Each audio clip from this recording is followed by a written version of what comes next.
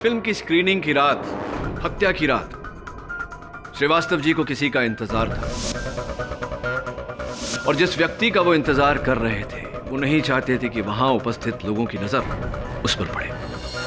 इसीलिए वो पीछे की रो में अकेले बैठे हुए थे। श्रीवास्तव जी के जीवन का सबसे बड़ा रहस्य सुरभि सक्सेना थी, या यूं कहिए उनके सुपुत्र भूषण। और भूषण को ही उन्होंने वहां बुलाया था मुलाकात करने के लिए, उनके और सुरभि जी की शादी के बारे में बताने के लिए। भूषण के इतिहास को टटोलने के बाद हमें पता चला कि लिटरेचर में एमए करने के बावजूद उनकी दिलचस्पी समाज सेवा में थी।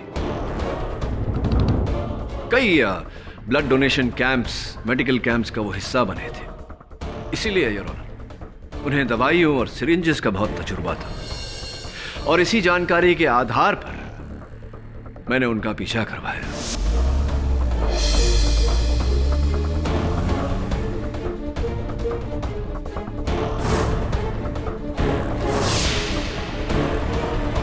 मेरे सहायक वरुण भूषण की गाड़ी की डिक्की में से उस थिएटर के प्रवेशक का ये यूनिफॉर्म मिला, जिस यूनिफॉर्म को पहनकर भूषण ने श्रीवास्तव जी की हत्या की थी।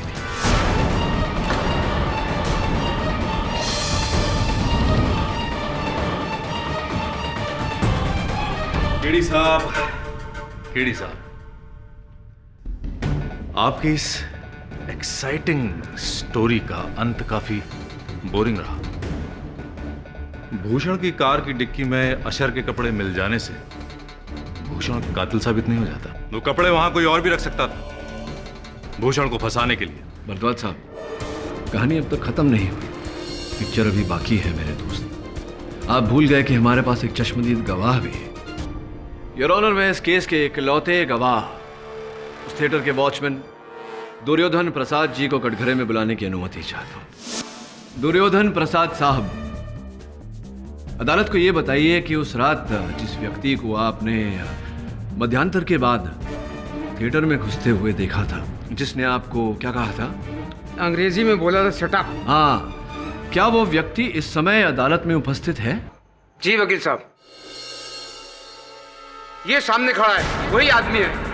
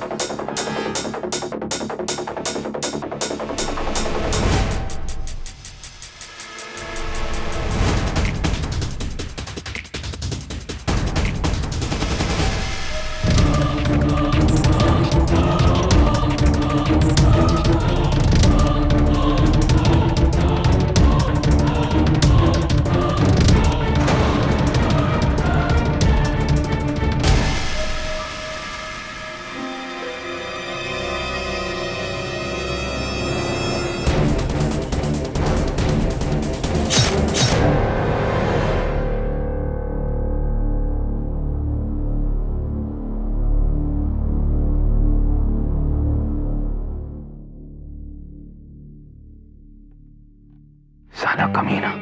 क्या हुआ? सेकंड लीड बोल रहा था, एक डायलॉग भी नहीं है तेरा, एक्स्ट्रा बना दिया तुझे। वेट तो करो, इंटरवल से पहले पूरा सॉन्ग है मेरा। Wait and watch. देखता हूं, अगर नहीं आया ना तो छोड़ूंगा नहीं साले को। चुप करो, सब लोग सुन लेंगे। सर जी, मूवी तो अच्छी चल रही है। लोग भी एंजॉय कर रहे हैं।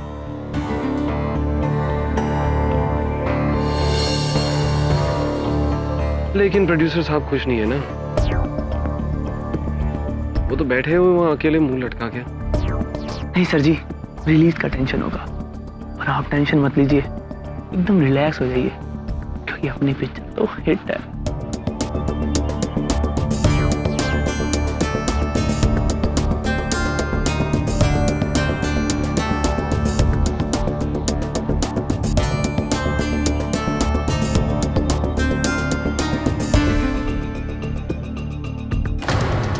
बोला था ना मैंने तुझे, कोई सॉन्ग नहीं आएगा तेरा।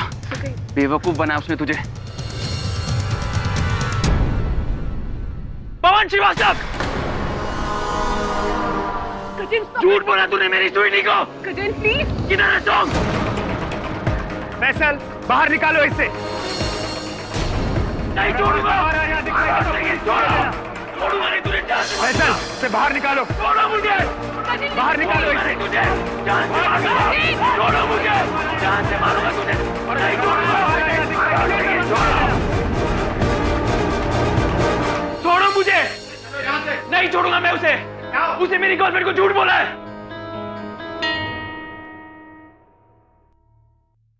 पागल हो गए तुम? दिमाग खराब हो गया तुम्हारा? क्या किया तुमने? तो और क्या करता मैं? वो तुम्हें बेवकूफ बना रहा था। बेवकूफ तो तुम हो ही, और तुम्हारी इस बेवकूफी ने मेरे लिए आगे के सभी रास्तों को बंद कर दिया है। You know what? इस तमाशे को देखने के बाद श्रीवास्तव तो क्या, अब कोई और प्रोड्यूसर भी मुझे काम तक नहीं देगा। मैं शट अप गजेन, और तुम अभी इसी वक्त जाओ यहाँ से। और हाँ, तुम तो उससे माफी मांगने से रहे, लेकिन कोई बात नहीं, मैं तुम्हारे बिहाफ पर उससे माफी जरूर मांग लूंगी। ओके, अब just leave from here. Sweetie, don't talk to me Gajen. Sweety.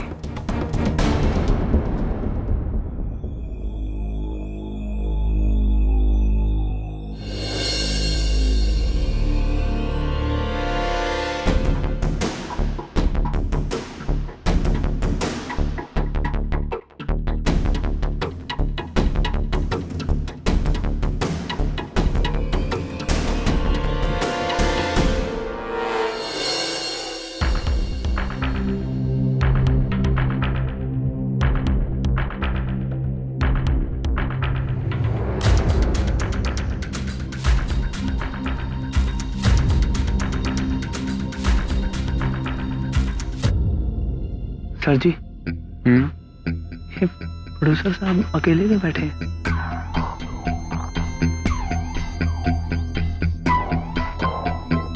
Plan तो होगा स्वीटी के साथ बैठना, उसका बॉयफ्रेंड आ गया तो इनका पचका हो गया। ये लड़कियों का चक्कर ना किसी दिन श्रीवास्तव को ले डूबेगा।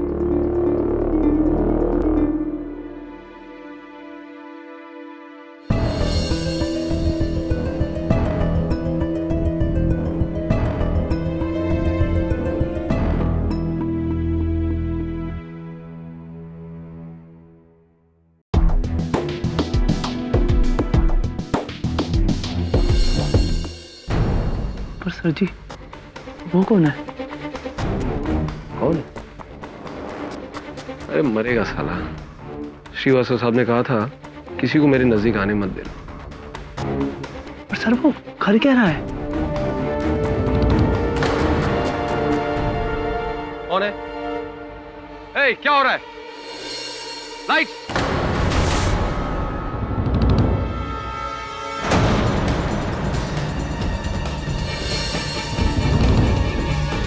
सर ये वही है जो झगड़ा कर रहा था, वही है सर ये। फैसल पकड़ो पकड़ो इसे। पवन जी, पवन जी, अरे अरे इसने पवन जी का खून कर दिया इसने।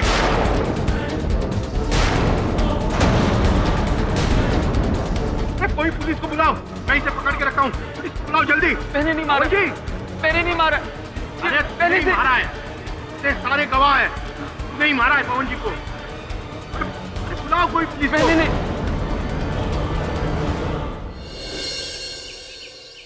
वरुण मेरे दोस्त, एक बहुत ही खूबसूरत केस आ रहा है हमारे पास। खूबसूरत केस? हाँ खूबसूरत केस, तकरीबन 5 फीट 6-7 इंच हाइट, सर पे shades, short dress, high heels. खूबसूरत केस। सर आप किसकी बात कर रहे हैं? उसकी उसकी किसकी?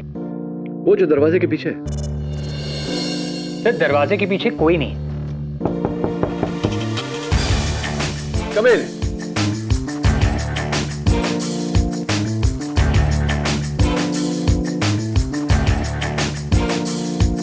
Mister KD Pathak. Hi, may I call you sweetie? Please come in sweetie. तो आपके बॉयफ्रेंड गजेंद्र और प्रोड्यूसर श्रीवास्तव के बीच कहासुनी हुई। श्रीवास्तव ने फिजिकली आपके बॉयफ्रेंड को प्रीव्यू थिएटर के बाहर भिखवाया। कुछ समय बाद आपके बॉयफ्रेंड श्रीवास्तव की डेड बॉडी उनके मृत शरीर के ऊपर पाए गए, हाथ में सिरिंज लेकर आप चाहती हैं कि मैं ये केस लड़ूं? जी। क्यों? क्यों आपको इतना विश्वास है कि गजेंद्र बेगुनाह है? क्योंकि गजेंद्र गुस्से में आकर किसी को धमकी तो दे सकता है, लेकिन किसी का खून नहीं कर सकता। वो ऐसा इंसान है ही नहीं। इंसान अक्सर इंसान जैसा होता है वैसा दिखता नहीं, और जैसा दिखता है वैसा होता नहीं। इंसान का क्या है, वो कब क्यों क्या कर ले कुछ समझ में ही नहीं आता। कितना समय से जानती हैं आप गजेंद्र को? मैं गजेंद्र को इतने सालों से जानती हूँ कि मैं इतना श्योरिटी के साथ कह सकती हूँ कि वो किसी का खून नहीं कर सकता। आप एक बार उससे मिल तो लीजिए, आपको खुद विश्वास हो जाएगा कि उसने खून नहीं किया है।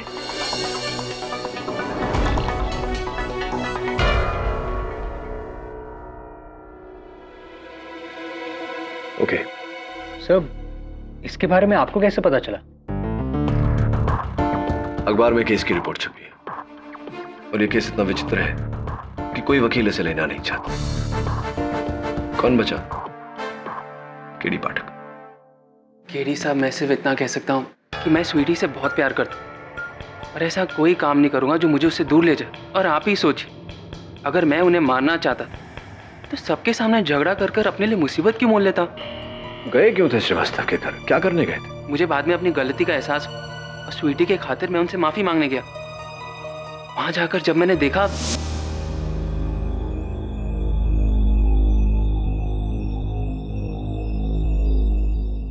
Sorry sir, sir, sir, sir, light.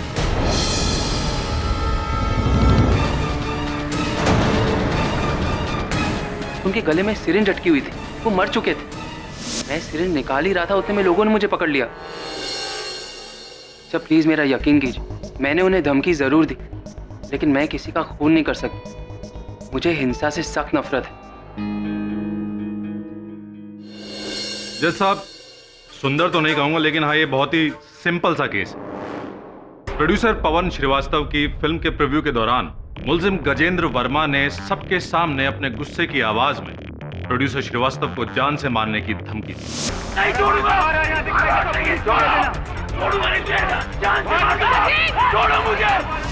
इसके बाद मुलजिम गजेंद्र वर्मा को बेइज्जत करके जब थिएटर से बाहर निकाला गया तो उसने जहर का इंजेक्शन मार के प्रोड्यूसर श्रीवास्तव की हत्या कर दी।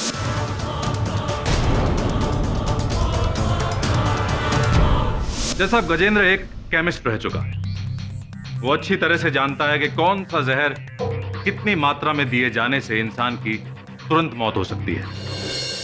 और सबसे खास बात यह है जज साहब कि गजेंद्र वर्मा को सिरिंज के साथ रंगे हाथों पकड़ने वाले एक नहीं बल्कि कई लोग।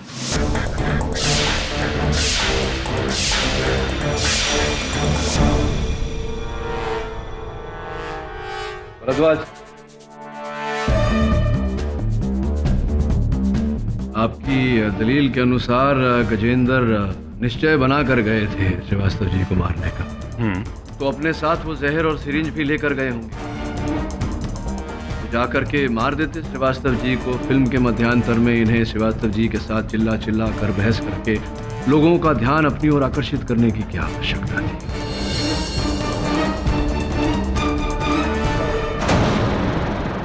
केडी साहब, ये तो आप और आपका क्लाइंट गजेंद्र ही बेटर जानता होगा। बहरहाल ये भी हो सकता है कि जब गजेंद्र को बेइज्जत करके बाहर निकाला गया तो वो जहर और सिरिंज लेकर आया होगा और प्रोड्यूसर श्रीवास्तव को मार दिया होगा। होने को तो कुछ भी हो सकता है भरद्वाज साहब, लेकिन ऐसा हुआ नहीं है यार। पुलिस जांच के अनुसार गजेंद्र ने थिएटर के आसपास किसी भी केमिस्ट किसी भी प्रकार का जहर या कोई सिरिंज नहीं खरीदी। मुद्दा ये नहीं है केडी साहब कि गजेंद्र जहर और सिरिंज घर से लेकर आया या केमिस्ट। मुद्दा ये है कि गजेंद्र को श्रीवास्तव का खून करते हुए कई लोगों ने देखा है। भरद्वाज साहब, अक्सर जो होता है वो दिखता नहीं, और जो दिखता है वो होता नहीं। इस केस में भी ऐसा ही है यार। मेरे मुवक्किल का ये कहना है कि वो श्रीवास्तव जी की गर्दन में सिरिंज डाल नहीं रहे थे, उसे निकाल रहे थे। केडी साहब, ये हकीकत तो नहीं हो सकती। हाँ, आपके द्वारा बनाई गई एक बहुत ही सुंदर कहानी जरूर हो सकती है जिस पर कोई भी भरोसा नहीं करेगा। ये अदालत तो बिल्कुल भी नहीं। बस थोड़ी सी प्रतीक्षा कीजिए भारद्वाज साहब, इस कहानी को मैं वास्तविकता में बदल दूंगा।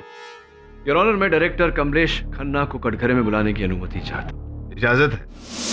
जी कमलेश खन्ना, आप इस चलचित्र के निर्देशक हैं।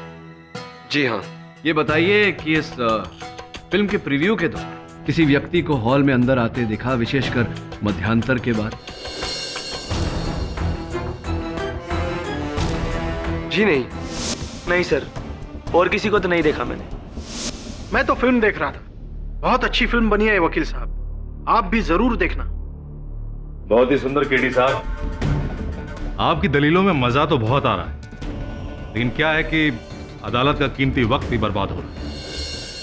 इतने सारे गवाहों की गवाही के बाद यह बात तो साफ है कि फिल्म के दौरान गजेंद्र के अलावा प्रीव्यू हॉल में कोई आया ही।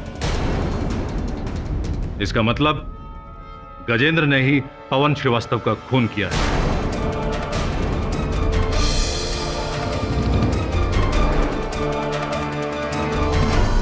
इतनी जल्द नतीजे पर पहुंचने से पहले भारद्वाज साहब जरा सोच लीजिए कि ये किसी मासूम की जिंदगी का सवाल है।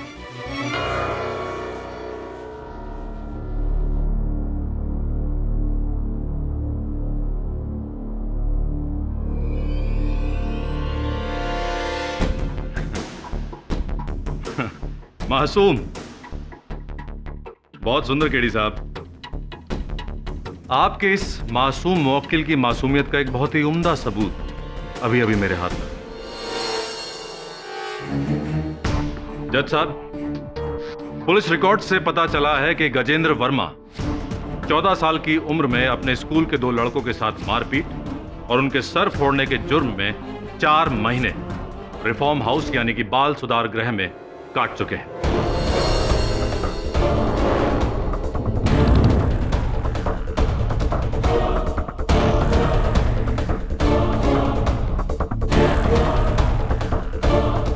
और उससे भी सुंदर बात यह है कि बाल सुधार गृह से निकलने के बाद भी जनाब सुधर नहीं पाए। सर प्लीज मेरा यकीन कीजिए, मैंने उन्हें धमकी जरूर दी, लेकिन मैं किसी का खून नहीं कर सकता। मुझे हिंसा से सख्त नफरत है।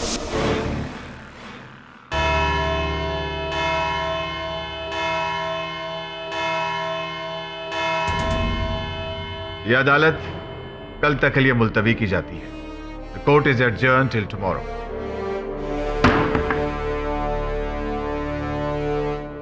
हर कोई जानता है जितना मैं हिंसा से नफरत करता हूं, उससे कहीं ज्यादा झूठ से नफरत है मुझे।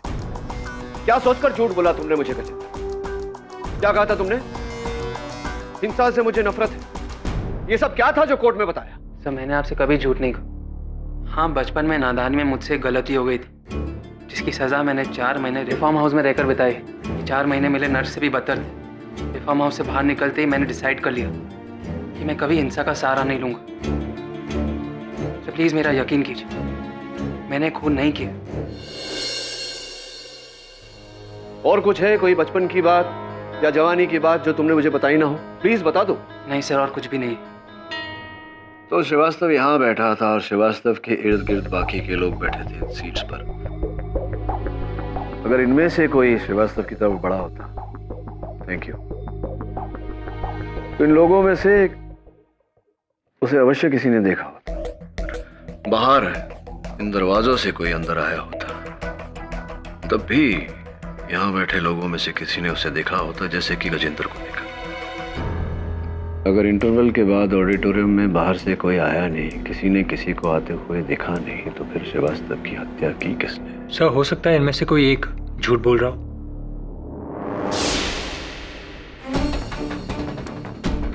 अरुण, आज अपने ऑफिस में कोई आया था? आज नहीं सर। पक्का पता है तुझे कोई नहीं आया था? हाँ सर, हम 100% श्योर कोई नहीं आया था। सोच के बता, सवेरे से लेकर के अब तक कोई नहीं आया? सर मुझे पता है कोई नहीं आया था। तो फिर ये चाय कहाँ से आई? सर ये तो चाय वाला देखिए।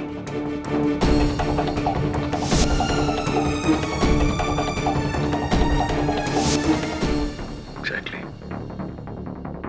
क्या ऑडिटोरियम में भी कोई ऐसा व्यक्ति आया था जो हमेशा वहां से आता जाता रहता है, लेकिन उसकी तरफ ध्यान नहीं देता। सुनील, आप उस थिएटर में अशर हैं, प्रवेशक हैं। जी सर।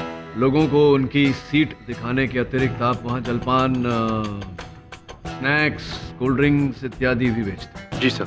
तो ये बताइए कि उस दिन उस फिल्म के मध्यांतर के बाद आप थिएटर के अंदर गए थे? जी नहीं सर। सोच के बता। जी सर, मैं सच कह रहा हूँ सर। इंटरवल के बाद सर मैं काउंटर पर ही था सर, मैं अंदर गया ही नहीं सर। ठीक है, बैठिए। Thank you sir. खन्ना साहब, जरा सोच कर बताइए, क्या आपने उस दिन फिल्म के मध्यांतर के बाद हॉल के अंदर किसी को घूमते हुए देखा था?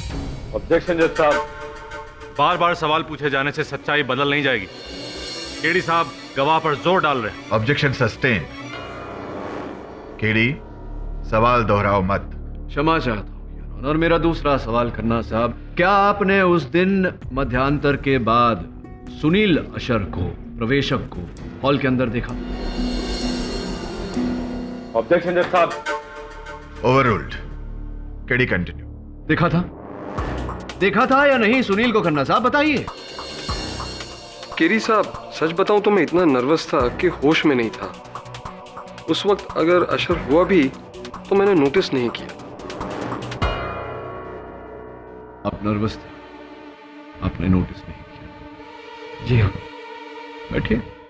जी, थैंक यू। नहीं सर, मैंने अशर को कहीं नहीं देखा। हाँ सर, मुझे याद आ रहा है, उस दिन इंटरवल के बाद अशर वहां पर आया था। एक्चुअली सर, उस दिन इंटरवल में जो कुछ भी हुआ उसे देखकर मेरी जान सूख गई थी।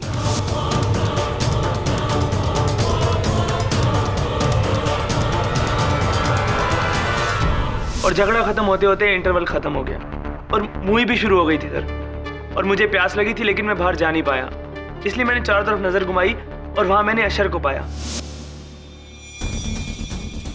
हेलो, अजीब आदमी, लेकिन उसने मेरी तरफ ध्यान नहीं दिया और चला गया।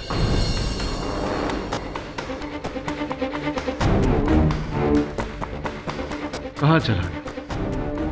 सर, शायद पीछे की तरफ गया होगा। एक्चुअली मैंने ध्यान नहीं दिया। साहब, मैंने पहले भी कहा मैं नहीं था। अरे ऐसे कैसे नहीं थे? अभी अभी उस फिल्म के असिस्टेंट डायरेक्टर ने अपने कथन में कहा है कि उन्होंने आपको देखा था हॉल के अंदर। आप कह रहे हैं कि आप नहीं थे, ऐसा कैसे हो सकता है? साहब, जब मैं अंदर गया ही नहीं तो फिर कोई मुझे कैसे देख सकता है? कितने अशर है तुम्हारे थिएटर में? साहब, वैसे तो 2 है, लेकिन उस दिन दूसरा छुट्टी पे गया था, मैं अकेला ड्यूटी पे था। एक अगर उस दिन छुट्टी पर था तो स्पष्ट बात है कि जिसको देखा है असिस्टेंट डायरेक्टर साहब ने, वो आप ही थे, आप ही हॉल के अंदर थे। नहीं साहब, मैं भगवान की कसम खा के कहता हूँ, मैं उस दिन हॉल में नहीं था। मैं तो इंटरवल के बाद पूरी फिल्म खत्म होने तक थिएटर के बाहर ही था, अंदर गया ही नहीं। थिएटर के बाहर थे? थिएटर के बाहर क्या कर रहे थे? नहीं बोलिए, थिएटर के बाहर क्या कर रहे थे? कार पार्किंग में मैं अपनी गर्लफ्रेंड मीना से बात कर रहा था। वैसे चलो कुछ समय के लिए मान लेते हैं कि तुम अपनी गर्लफ्रेंड मीना से बात कर रहे थे, तो फिर असिस्टेंट डायरेक्टर ने जिसे देखा वो कौन था? केडी साहब, वो कोई नहीं था। वो सिर्फ और सिर्फ एक वहम है, भ्रम है। हॉल में कोई आया ही नहीं था। आया था भरद्वाज साहब। अशर भले ना आया हो, लेकिन अशर के कपड़ों में कोई व्यक्ति अवश्य आया। भाई बहुत सुंदर केडी साहब, ये तो आपने एक नई कहानी शुरू कर दी। शुरू नहीं की, इसी कहानी को खत्म करने का समय आ गया है भरद्वाज साहब। और इस कहानी का आखिरी पार्ट उस थिएटर का वॉचमैन, योर ऑनर। आपका नाम? दुर्योधन प्रसाद साहब। दुर्योधन प्रसाद साहब। Order order.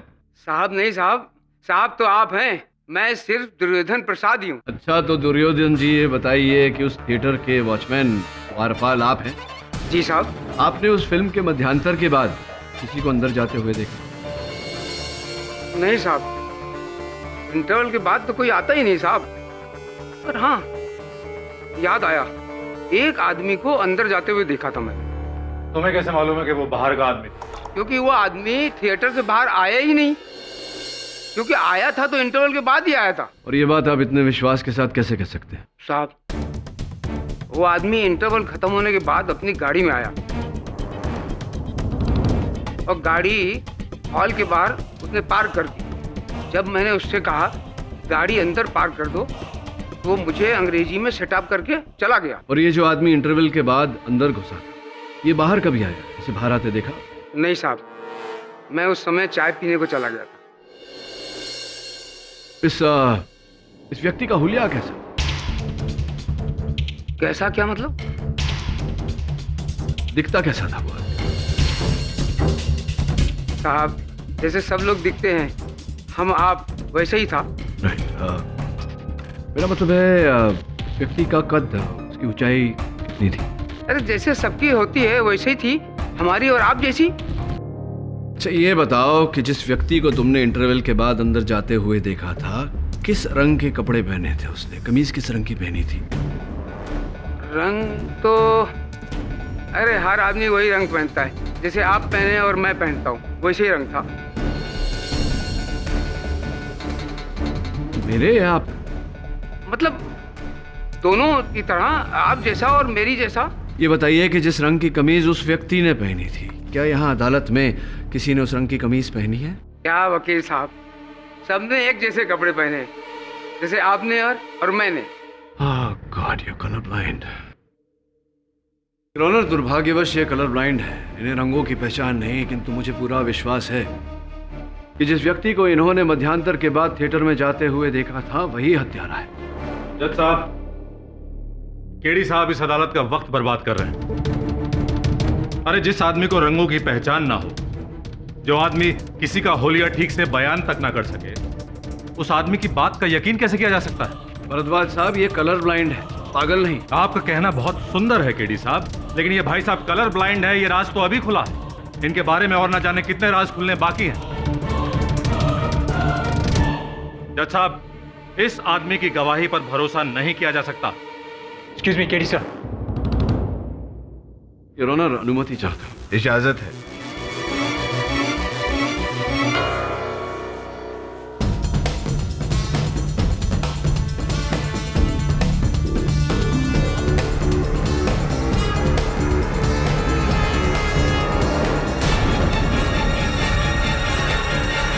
खान साहब आइए, पधारिए कटघरे में। मिस्टर फैजल खान, आपने पुलिस को अपने ये दूसरे सेलफोन के बारे में नहीं बताया था, क्यों? जरूरी नहीं समझा। क्यों? 2 महीने पहले से वो सेलफोन मैं यूज ही नहीं कर रहा हूँ। क्यों? दरअसल 2 महीने पहले वो सेलफोन चोरी हो गया था। ऐसी तो आपने वो सिम कार्ड को रद्द करवाया होगा, कनेक्शन कटवाया होगा? नहीं। पुलिस में रिपोर्ट की होगी सेलफोन चोरी होने की? जरूरत ही नहीं समझी। अब वैसे भी पुराना फोन था, बहुत तकलीफ दे रहा। नहीं खान साहब, फोन तो पुराना था, समझ गया। कनेक्शन तो आप ही का था, सिम कार्ड तो आप ही का था, आपने उसे कटवाना जरूरी नहीं समझा?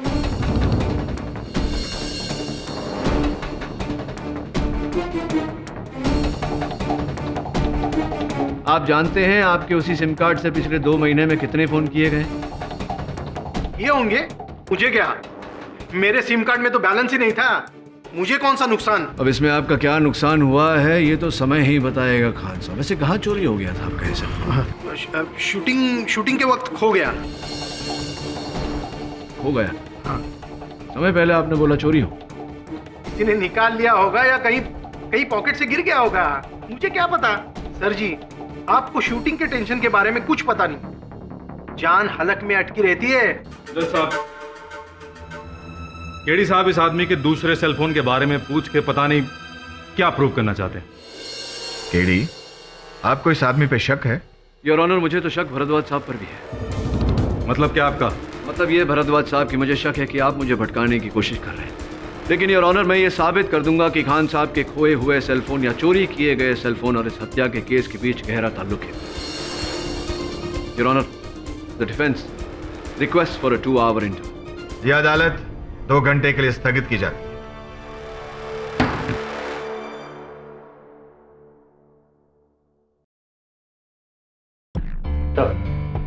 ये प्रोड्यूसर श्रीवास्तव के ऑफिस का पियन है, गंगाराम तावड़े। तावड़े जी, ये बताइए कि पिछले कुछ दिनों श्रीवास्तव जी का किसी के साथ झगड़ा, कोई लड़ाई, कोई अनबन ऐसा कुछ हुआ था क्या? साहब फिल्म लाइन में पंगे होते रहते हैं, लेकिन आए दिन उनकी बीवी के साथ जबरदस्त झगड़ा होता था साहब। अच्छा, तो किस बात पे होता था पत्नी के साथ झगड़ा? वो लड़कियों को लेकर शक करती थी, जरा जरा सी बात पे ऑफिस में पहुंच जाती थी, सबके सामने उनको उल्टा सीधा बोलती थी, उनके फोन चेक करती थी और फोन के बिल भी चेक करती थी, और तो और साहब हमको पैसे देती थी उन पर नजर रखने के लिए, और वो कहाँ जाते हैं, किससे मिलते हैं और कौन कौन लड़की उनके साथ घूमने जाती है। धन्यवाद, अब बाहर इंतजार। जी साहब। वरुण, मुझे श्रीवास्तव पर संदेह हो रहा है। सोच, जिसकी बीवी इतनी शक्की हो, जो खुद इतना रंगीन मिजाज का हो, वो अपने इन रंगीले कार्यों के लिए खुफिया सेलफोन तो अवश्य रखे, क्योंकि उसकी बीवी उसके सेलफोन के बिल्स चेक करती थी, वो अपने नाम पर फ़ोन तो लेगा नहीं। मुझे पूरा विश्वास है कि फैजल खान का फ़ोन श्रीवास्तव के पास ही था। वो फ़ोन कंपनी से कुछ पता चला क्या? सर, मैंने फ़ोन कंपनी से पता किया, वो दूसरे सेलफोन से जो लास्ट कॉल किया था उसका लोकेशन श्रीवास्तव का ऑफिस ही। तो जा फिर ढूंढ, ज़्यादा समय नहीं बचा। Right sir.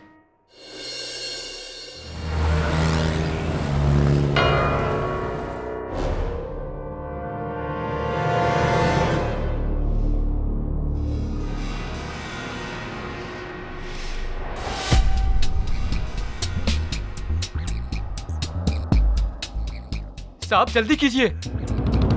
तुम फिक्र मत करो, तुम्हें कुछ नहीं होगा, मुझे मेरा काम करने दो।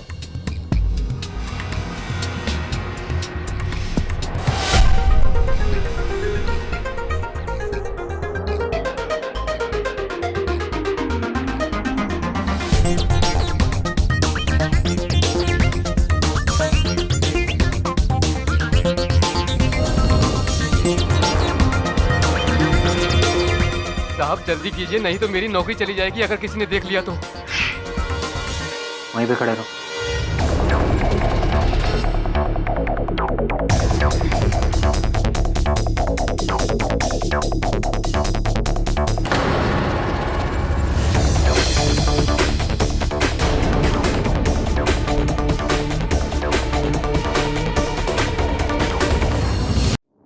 कौन साहब इस सेलफोन को पहचानते हैं?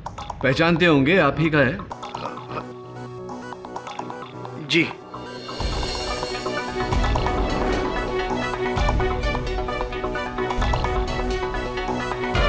हकीकत यही है सर कि ये सेल नंबर मेरा है ही नहीं। श्रीवास्तव साहब ने मेरे नाम पे ये नंबर लिया था। वैसे मैं तो नौकर आदमी हूँ सर जी, मालिक के हुक्म को टाल थोड़ी ना सकता हूँ। लेकिन कसम खाकर कहता हूँ सर कि जिस दिन से मैंने ये नंबर और ये फोन श्रीवास्तव साहब को दिया ना, उस दिन से मैंने ये मोबाइल की शक्ल तक नहीं देखी। अब आज ही देख रहा हूँ। योर ऑनर, इस सेलफोन से पिछले 2 महीने में हर रोज लगातार एक ही नंबर पर कॉल्स किए गए, और वो नंबर सुरभि सक्सेना का है। सुरभि सक्सेना को जानते हैं? हाँ, अब सुरभि सक्सेना।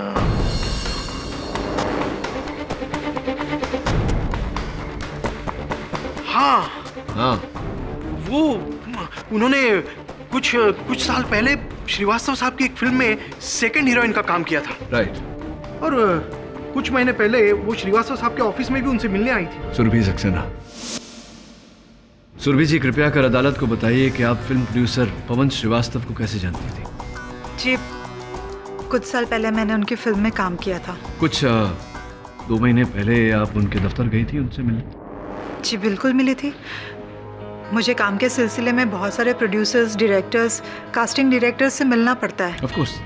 मैं गई थी उनसे मिलने। और उसके बाद दूसरी मुलाकात कब हुई उनके साथ? दरअसल उस मुलाकात के बाद जरूरत ही नहीं पड़ी। सुरभि जी, पिछले 2 महीने से श्रीवास्तव जी आपको लगातार प्रतिदिन 4-5 बार फोन कर रहे हैं, और आपकी वार्तालाप मिनटों नहीं घंटों चल रही थी।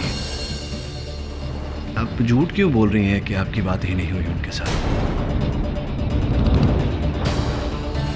प्लीज सच बताइए।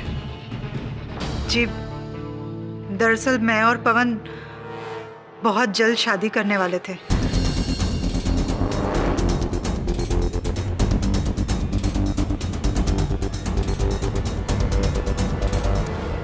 देखिए 2 महीने पहले ही आप उनसे मिली और इतने कम समय में प्यार हुआ, शादी तक बात पहुंची। ये क्या किस्सा है, जरा विस्तार में समझाइए। एक्चुअली कई साल पहले मैंने पवन की एक फिल्म की थी और देखते ही देखते हम दोनों एक दूसरे के बहुत करीब आ गए और पवन ने एक दिन मुझसे शादी करने का फैसला कर लिया। लेकिन मेरे पति की जिद के कारण मुझे मुंबई और ये फिल्म इंडस्ट्री छोड़नी पड़ी और उसके बाद पवन से भी कांटेक्ट छूट गया। लेकिन कुछ महीने पहले मेरे पति की डेथ के बाद मैं वापस मुंबई आ गई और फिर से फिल्मों में काम करने की सोची और इसी सिलसिले में एक बार फिर मेरी मुलाकात पवन से हुई।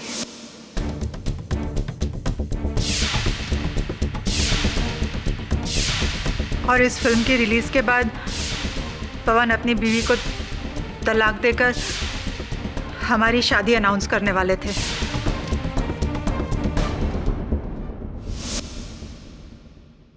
सुरभि जी, आपके पतिदेव के निधन पर हम शोक जताते हैं। और कौन कौन है आपके परिवार में? जी, मेरा बेटा भूषण।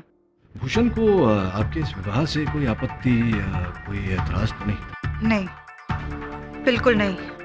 इनफैक्ट भूषण और पवन एक दूसरे को बहुत पसंद करते थे। तो इस समय क्या व्यस्तता है आपके सुपुत्र की, क्या करते हैं? जी, वो एक NGO रन करता है। अभी ब्लड डोनेशन कैंप में बिजी है। He is a social worker.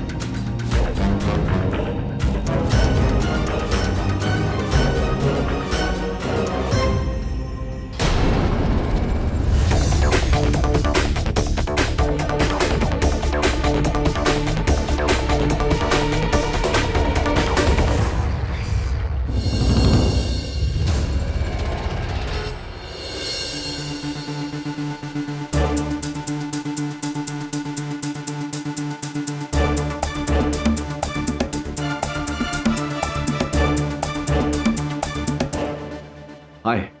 हाय। बड़ी सफाई से आप इंजेक्शन का इस्तेमाल करते हैं। रोज का काम।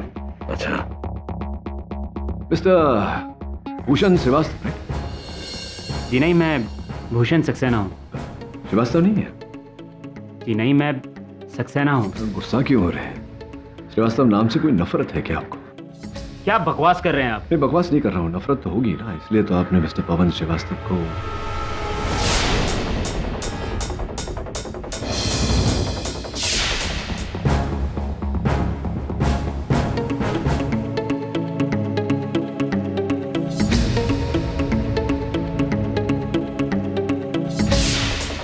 जाइए, मुझे और भी काम है।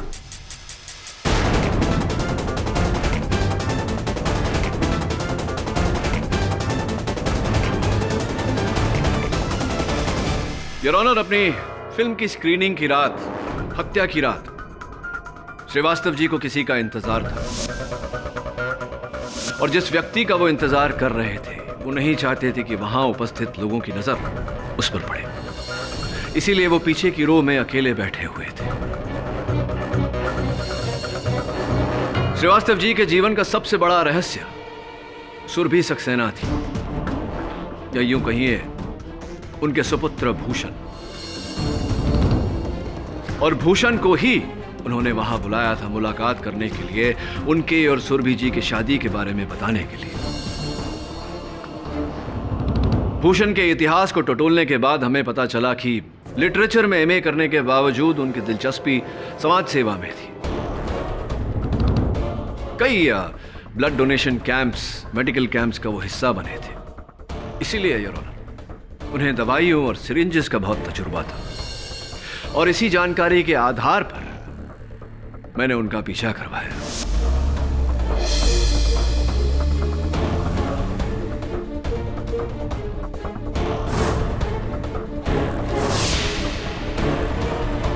मेरे सहायक वरुण भूषण की गाड़ी की डिक्की में से उस थिएटर के प्रवेशक का ये यूनिफॉर्म मिला, जिस यूनिफॉर्म को पहनकर भूषण ने श्रीवास्तव जी की हत्या की थी।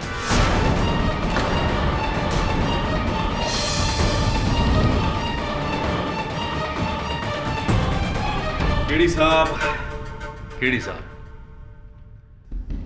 आपकी इस एक्साइटिंग स्टोरी का अंत काफी बोरिंग रहा। भूषण की कार की डिक्की में अशर के कपड़े मिल जाने से भूषण कातिल साबित नहीं हो जाता। वो कपड़े वहां कोई और भी रख सकता था भूषण को फंसाने के लिए। भरद्वाज साहब, कहानी अब तक खत्म नहीं हुई, पिक्चर अभी बाकी है मेरे दोस्त। आप भूल गए कि हमारे पास एक चश्मदीद गवाह भी है। योर ऑनर, मैं इस केस के इकलौते गवाह उस थिएटर के वॉचमैन दुर्योधन प्रसाद जी को कटघरे में बुलाने की अनुमति चाहता हूं। दुर्योधन प्रसाद साहब, अदालत को यह बताइए कि उस रात जिस व्यक्ति को आपने मध्यांतर के बाद थिएटर में घुसते हुए देखा था, जिसने आपको क्या कहा था? अंग्रेजी में बोला था शट अप। हाँ, क्या वो व्यक्ति इस समय अदालत में उपस्थित है? जी वकील साहब, ये सामने खड़ा है, वही आदमी है।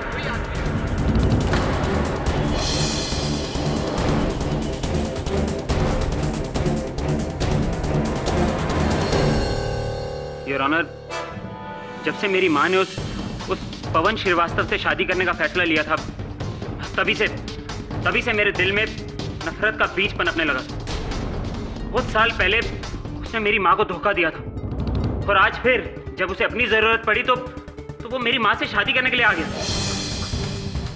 मैं अपनी माँ की जिद को अच्छी तरह जानता था, इसलिए मैंने कभी उन्हें जाहिर नहीं होने दिया कि मुझे इस शादी से कोई भी एतराज है। लेकिन दिल ही दिल में मैं उसके लिए नफरत बढ़ाता जा रहा था और ये नफरत की इंतहा थी कि जब मुझे पता चला कि इस फिल्म के बाद श्रीवास्तव और मेरी माँ अपने संबंधों को दुनिया के आगे जाहिर करने वाली, और तभी मैंने सोच लिया कि इस फिल्म की स्क्रीनिंग के बीच में ही मैं उसे खत्म कर दूंगा। श्रीवास्तव ने मुझे इस फिल्म की स्क्रीनिंग के लिए बुलाया था। मैं आया तो था, लेकिन इंटरवल के बाद। अरे साहब जी, वो आपने गाड़ी बाहर पार्क कर दी है। साहब, जगह अंदर बहुत, अंदर खड़ी कीजिए ना। शराब अंग्रेजी में शराब। और फिर उसके बाद मैंने अपनी जैकेट के नीचे अशर के कपड़े पहन लिए थे।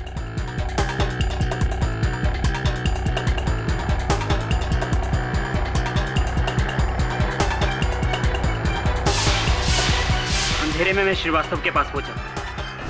इससे पहले कि श्रीवास्तव कुछ समझ पाता, मैंने उसके गले में इंजेक्शन उतार दिया। जैसा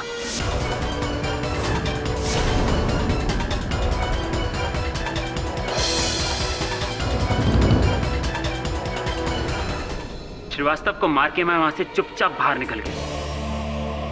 और फिर योर ऑनर, गजेंद्र ने श्रीवास्तव जी को वहां देखकर उनकी गर्दन से वो इंजेक्शन निकाला। उसी समय डायरेक्टर खन्ना वहां आ गए और उन्होंने शोर मचाया।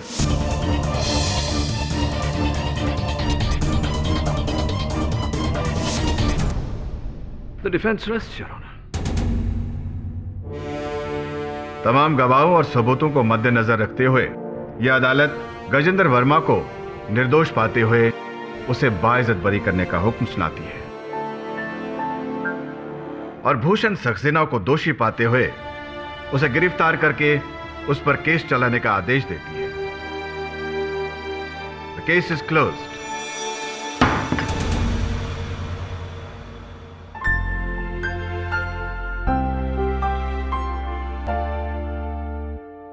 हाँ भरद्वाज साहब, कैसा लगा इस कहानी को हकीकत का रूप लेते देख मजा आया या नहीं? अब बहुत ही सुंदर ढंग से लकी रहे केडी साहब। अच्छा, अगर वो अशर के कपड़े जला देता तो आप कभी भी उस तक पहुंच नहीं सकते थे। बहुत पुरानी कहावत है भरद्वाज साहब कि गुनहगार कोई ना कोई चूक अवश्य करता है, बस ढूंढने वाले की नजर चाहिए। जो चुप रहेगी जुबान खंजर, लहू बोलेगा हस्ती।